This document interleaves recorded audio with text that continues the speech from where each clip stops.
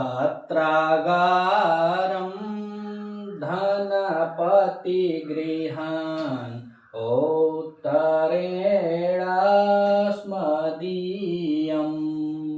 तत्रागारं धनपतिगृहान् नोत्तरेणास्मदीयम्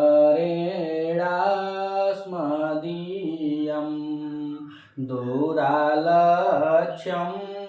सुरपतिधनु चारुणातोरणेन। तो अब यक्ष इसमें बता रहा है कि अब तक तो वह मतलब 14 श्लोकों तक यह बताया कि अलकापुरी कैसी है, अलकापुरी के बारे में बतलाया, वहाँ के लोग कैसे हैं। अब यहाँ से शुरू होगा 2 4 5 श्लोक तक अब अपने घर के बारे में बता रहा है। तो कह रहा है तत्र, और तत्र मैंने कहा तो अलकापुरी के बारे में कह रहा है कि अलकापुरी में, तत्र मैंने वहाँ अर्थात अलकापुरी में कह रहा है कि धनपति गृहान, धनपति मतलब कुबेर, धनपति मतलब कुबेर, जो कुबेर हैं कह रहे हैं कुबेर के गृहान उत्तरायण, अच्छा उनके घर से उत्तर के तरफ में अस्मदीयम अंगारम हमारा घर है। बता रहा है कि जब तुम जाओगे तो कुबेर जो है उनके घर के उत्तर की तरफ जब बढ़ोगे तो वहाँ से हमारा, वहाँ पे हमारा घर है। अस्मदीयम अंगारम, अंगारम मतलब घर है, अस्मदीयम ने हमारा, तो तत्र माने वहाँ अर्थात अलकापुरी में धनपति, तो कह रहे हैं धनपति मतलब कुबेर के घर के उत्तरेण यानी उत्तर दिशा के तरफ अस्मदीयम अंगारम हमारा घर है। कुबेर जी के घर बहुत बड़ा होगा, बहुत इतना राजा महाराजा मान लीजिए 2 4 महीना में 2 4 महीना करेंगे तो 5 साल के लिए पंचवर्षीय चुनाव में जो विधायक होते हैं सांसद, उनका भी 2 4 घर बन जाता है। तो भैया जन्मे से ही बहुत बड़े धनी हैं कुबेर हैं। वैसे भी आज लोग कहा जब बड़े लोग होते हैं जिनके पास रुपया पैसा होता तो कहावत करे भैया तू तो कुबेर हवा, तो वही बात करें कि कुबेर है और कुबेर का जो घर है वो कितना बड़ा होगा, इसीलिए गृहान में द्वितीया लगा दिया है, द्वितीया विभक्ति लगी हुई है कि गृहपति माने जो कुबेर का घर है तो बहुत बड़ा घर होगा, और बहुत बड़ा घर के बाद तुम उत्तर की तरफ जाना, उनके घर से जब उत्तर जाओगे तब तो तुमको क्या मिलेगा, तो कह रहे हैं अस्मदीयम अंगारम हमारा घर मिलेगा। अस्मदीयम माने हमारा और अंगारम माने घर, तो अस्मदीयम कह रहे हैं कि अस्मदीयम अंगारम, तो अस्मद में झ प्रत्यय होता है। यहाँ पे देखा जाए तो अस्मद शब्द है, अस्मद शब्द के बाद यहाँ पे छ प्रत्यय लगा हुआ, छ प्रत्यय में ई आदेश हो गया है तो शब्द बना है अस्मदीयम। तो पहली लाइन में बताया तत्व माने वहां अर्थात अलकापुरी में धनपति गृहान अर्थात कुबेर के घर के उत्तरायण माने उत्तर के तरफ अस्मदीयम अंगारम हमारा घर है। धनपत के घर के कैसे, धनपत के घर के उत्तर साइड में किसका घर है, तो यश बता रहा है धनपत के घर से उत्तर जब जाओगे गुरु तो वहीं पे हमारा घर है। पहली लाइन में यच मेघ को यही बतलाता है कि वहां से उत्तर जाना है। और यहाँ पे देखा जाए धनपत गृहान में तो षष्ठी तत्पुरुष समास हो जाता है। कौन सा समास है, तो षष्ठी तत्पुरुष समास होता है और गृहान में भी षष्ठी तत्पुरुष समास है। और उत्तरायण में देखा जाए तो उत्तर के बाद यहाँ पे एन प्रत्यय लग गया है तो शब्द बना है उत्तरायण। तो अब दूसरी लाइन में कह रहा है क्या कि दूरालक्ष्यम सुरपति धानु चारुणा तोरणेन, तो अगर दूरालक्ष्यम अर्थात दूर से ही लक्षित होगा। अगर तुम जाओगे क्योंकि बगल वाली गली से जब जाओगे, कुबेर महाराज का घर है वहां से बगल वाली जब गली पकड़ोगे उत्तर की तरफ पहुंच जाओगे तो दूर से ही लक्षित हो जाएगा, यानी दूर से ही पहचान पाओगे। अपने घर के बारे में बता रहा है कि दूर से ही पहचानने जोगे किसका घर है, तो कह रहे हैं कि मेरा, अर्थात तो वह बता रहा है कि सूर्यपति यानी कैसा है, सूर्यपति धनुष, सूर्यपति भगवान इंद्र की जो इंद्रधनुष होती है उस इंद्रधनुष के बारे में बता रहा है। और इसमें भी षष्ठी तत्पुरुष समास हो जाएगा। कौन सा समास है, इसमें भी षष्ठी तत्पुरुष समास हो जाएगा। तो दूरालक्ष्यम सूर्यपति धनुष चारुणा, चारुणा मतलब होता है सुंदर, चारुणा माने सुंदर, और तोरण माने होता है दरवाजा। अब देखिए जो पहले मकान बनता था तो एक मुख्य रूप से द्वार बनाया जाता था और जितना सुंदर होता था हर लोग, आज भी हम लोग छोटे छोटे थे, अब तो मतलब लोग तो नए हो गए, नए जनरेशन के हो गए हैं, लेकिन पहले जब होता था अगर कोई अपने घर से दूर जाता था तो चौखट का पैर छूता, तो चौखट का मतलब उसका जाकर वहाँ पे सलामी करता था, उसका पैर छूता है, चौखट बना होता था और नीचे जाकर अपना पूजा करता था, फिर कहीं जाता था आता था। तो उस समय को हम लोग देखे हैं। तो ये बता रहा है कि दूरलक्ष्यम सूर्यपति धनुष चारुणा, माना जो सूर्यपति हैं भगवान इंद्र के धनुष के समान है। अब भगवान इंद्र का धनुष कितने रंगों का होता है, तो 7 रंगों का होता है, शोभनीय होता है, सुंदर भी होता है। है, ठीक उसी प्रकार कह रहा है चावड़ा सुंदर है। अब तोरणेन, उसका घर कैसा है तो पूरा गोल गोल वहां पे बनाया होगा, यानी धनुष कैसे है तो गोल होती है ऐसे, तो उसी प्रकार से वहां पे पूरा वहां पे दर्जा वर्जा काटा होगा, झरोखा वगैरह कटे होंगे, उसका दरवाजा उतना सुंदर रहा होगा। तो उसी को बता रहे हैं कि दूरालक्ष्यम सुरपति धनुष चारुणाम तोरण, अर्थात दूर से ही तुम पहचान जाओगे। काहे पहचान जाओगे तो चारुड़ा तोरण, वह चारुर जो उसका सुंदर दरवाजा है, उस सुंदर दरवाजा के कारण। ऐसे भी अगर हम किसी रास्ते से गुजरते हैं तो बहुत बढ़िया हवेली हो, चाहे मकान हो, चाहे गेट हो अच्छा हो, तो लोग भूलते नहीं, उस मार्ग से जाते हैं तो जानते हैं, तो जान जाते हैं कि यही उनका मकान है, यही उनका घर है। उसी को बता रहा है वो कैसा सुंदर है, वो तोरण कैसा है तो कह रहे हैं सूर्यपति धनुष, यानी कि भगवान इंद्र के समान, जो भगवान इंद्र का धनुष है, जो इंद्र धनुष है, उस धनुष के समान वहां का तोरण है, अर्थात किसका, यक्ष का जो तोरण है। और इसी तोरण में लोग क्या करते थे, जाते थे बड़े सम्मान के साथ पैरों झुकाते थे। क्या है कि हम लोग देखे उके हैं और हम लोग उस जनरेशन के हैं जो 90 के दशक वाले होंगे, भाई बंधु जितने भी हैं भाई बहन, हम लोग वह जनरेशन के हैं जो उस 90 के दशक में अपने बाप से हम लोग डरते थे। तो अब बाप से डरने वाली पीढ़ी अंतिम पीढ़ी हम लोग हैं, और अगर देखा जाए तो अपने बच्चों से डरने वाली पीढ़ी में वो अभी हम लोग पहली पीढ़ी है। पहली पीढ़ी है जो हम लोग अपने बच्चों से डरते हैं, और अंतिम पीढ़ी है जो अपने बाप से डरा करते थे। जितने भी 90 के दशक में होंगे सबकी दशा यही है। तो ये कह रहे हैं कि दूरलक्ष्यम सूर्यपति, वो दूर से ही लक्षित होता था। और तोरण माने दरवाजा का बड़ा मायने होता है, मकान जब होता है ना तो उसका चौखट का बहुत मायने होता है, उस चौखट का पूजा पाठ किया जाता है। तो कह रहा है कि वह धनुष के समान सुंदर तोरण होगा। अब नीचे कह रहा है कि तस्योपान्ते कृतकतनय कांताया वर्धितो में हस्त प्राप्यस्तभकनमितो बालमंदार वृक्ष।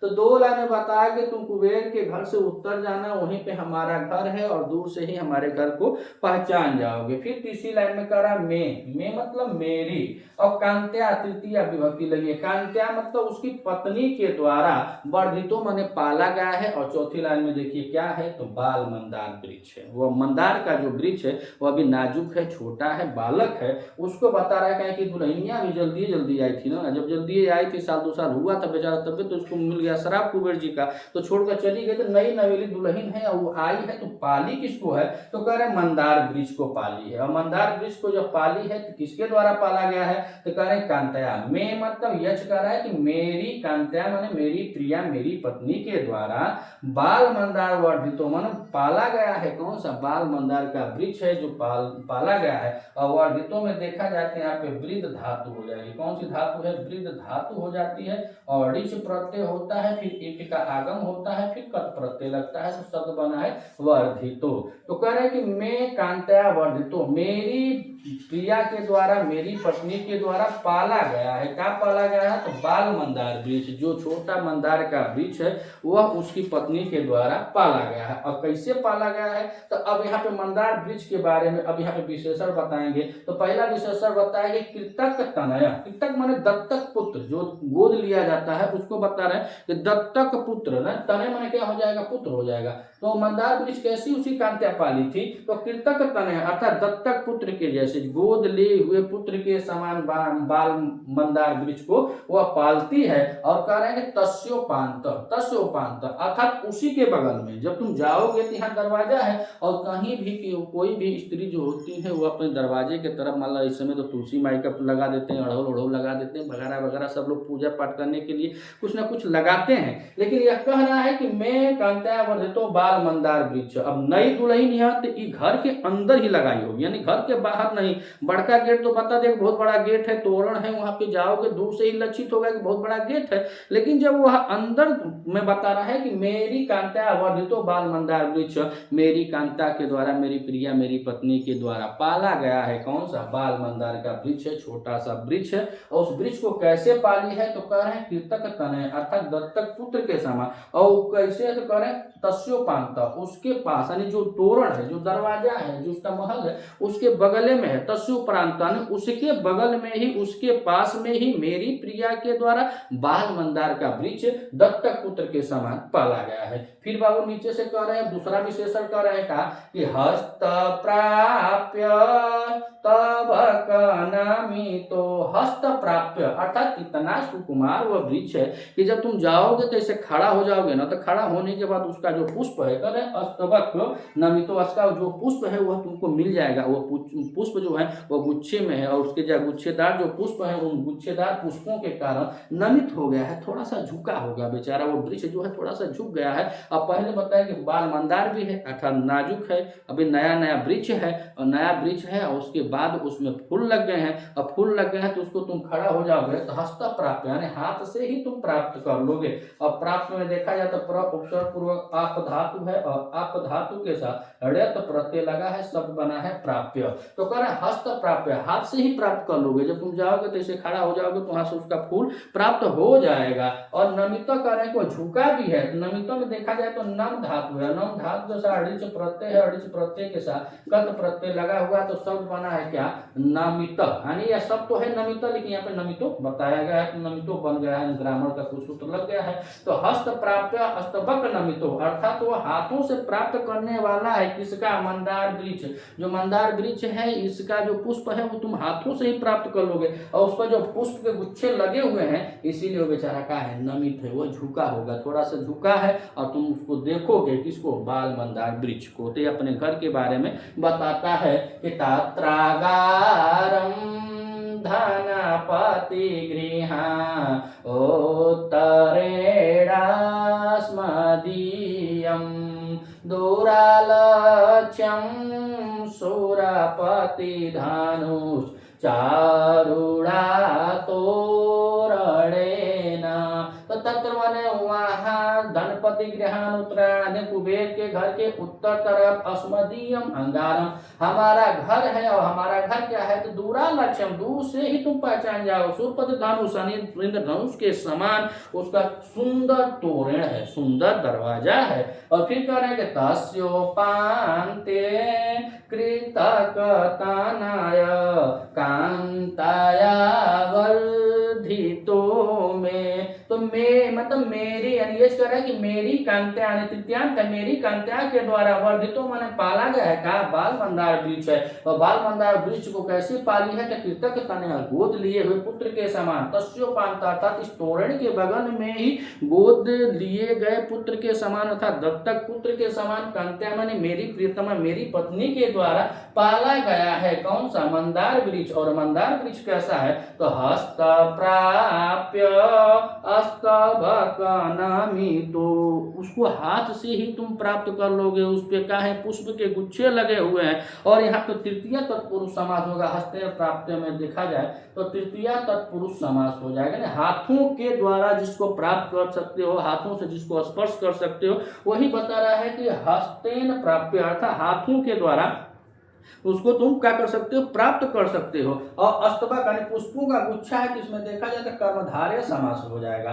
तो हस्तेन प्राप्य अस्तबक नमितो अर्थात तो तुम हाथों के द्वारा ही उसको प्राप्त कर सकते हो, अस्तबक नमितो। और वह अपने पुष्प के गुच्छों के कारण जो उस पे पुष्प लगा हुआ है तो वह थोड़ा सा नमित हो गया अर्थात थोड़ा सा झुक गया है। यही सब गणनाएं बता रहे हैं, और मनुष्य में भी यही लागू होता है। जिसके पास ज्ञान होता है, धन होता है, वह सदैव नमित होता है, नहीं झुका होता है। और जिसमें कुछ नहीं होता है, एकदम टाइट रहता है। और जो टाइट रहता है वो टूट जाता है, चाहे कैसे भी टूटे, यानी में टूटे, बयारी में टूटे, हवा चाहे कैसे भी लगी टूट जाएगा। मगर जो झुकना जानता है वह उगना भी जानता है। तो ही करें कि हस्तेन प्राप्य हाथों के द्वारा प्राप्त करने वाला, अस्तबक नमितो अर्थात उसका जो गुच्छा है वह हाथों के द्वारा प्राप्त कर लोगे, और अपने गुच्छों के कारण ही वह थोड़ा सा झुका होगा। कौन सा, बाल मंदार वृक्ष। यहाँ से अव्यच शुरू करता है, अपने घर के बारे में बता बताता है। 14 श्लोकों तक वो अलकापुरी के बारे में बतलाया। अब यहाँ से अपने घर के बारे में बतलाता है। एक एक श्लोकों का आप इसी तरह वाचन करना चाहते हैं तो आप हमारे साथ जुड़ सकते हैं सानिध्य साहित्य के यूट्यूब चैनल पे, और इस पे हम सभी टीजीटी के ग्रंथों का एक एक श्लोकों का हमेशा इसी तरह अभ्यास वीडियो आप तक पहुंचाते रहेंगे। आगामी देखा जाए तो जो भाई बहन पेपर दे के आए हुए हैं उनका तो ईश्वर करे कि सबका हो, और जो चूक गए हैं, जो नहीं हो पाया है, जबकि यह भी बताया जाता है मीडिया के माध्यम से या तो यूट्यूब पर पता चला है कि वहाँ पे बहुत लोग ऐसे थे, माने आधे लोग पहुँचे थे एग्जाम हॉल में, आधे लोग पहुँचे पेपर देने, आधे लोग नहीं पहुँच पाए। अब 22 का फार्म है, 26 तक आते थे, ऐसा हो भी जाएगा। अब अगले महीने था जुलाई में फिर से नया आ रहा है आवेदन, हम लोग करेंगे और फिर से तैयारी के साथ दिसंबर में पेपर भी उसका हो जाएगा। तो देखते हैं क्या महिमा है होती है प्रशांत जी का, और क्या शिक्षा विभाग आयोग का क्या महिमा है, उसमें आगे बात करते हैं। जुड़े रहिए हमारे साथ, मिलते हैं अगले वीडियो में, तब तक के लिए नमः संस्कृत।